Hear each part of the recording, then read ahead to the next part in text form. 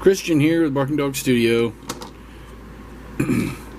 So, I kind of pulled the trigger, and I didn't even realize it, even though I looked at the picture a few times. I didn't realize it when I made the decision.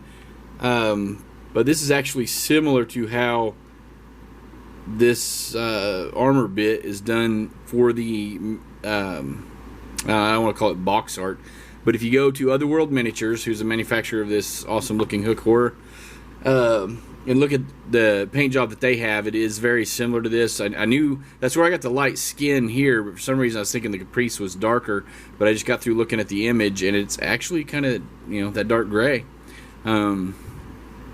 They've got it highlighted. I want to say it's probably a little bit darker than that, and then they've got it highlighted, and they've got the damage that's done to it there. Zoom in on that maybe. You can see where that gouge is. They've got that stuff kind of highlighted. And after looking at theirs, I think I'm gonna run with it. I'm gonna run with it and kind of paint him up very similarly to what they got. I think I'm probably gonna do the bone bits a little different. And I want these to be a lighter color, because on that picture, if you're not really paying too much attention to it, it almost looks like he's wearing like studded leather armor, and I want those to be more obvious, kind of like bony ridges. And then on this guy, on the Manticore, give me just a second here. So on this guy here, I've kind of changed my mind a little bit about, see if it helps the lighting a little bit. I don't know. Now everything's just kind of yellow.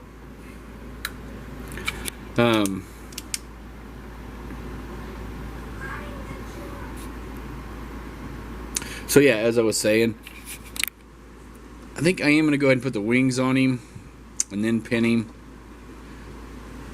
because I got to looking at the wings and I don't want to paint him up and then have an obvious kind of joint.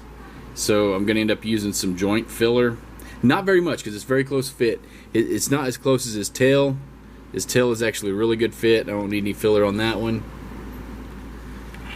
And his head's a pretty close fit too. So I probably won't need any filler on that one. But his wings are going to end up needing a little bit of filler. So, yeah, the wings are going to go on it. And then get filled and then primed up, and then we'll go from there. And there's the base. As you can see, it's got a little paw print right there that kind of helps you line him up, because that's actually the only part that actually touches the base, the way he gets mounted to it.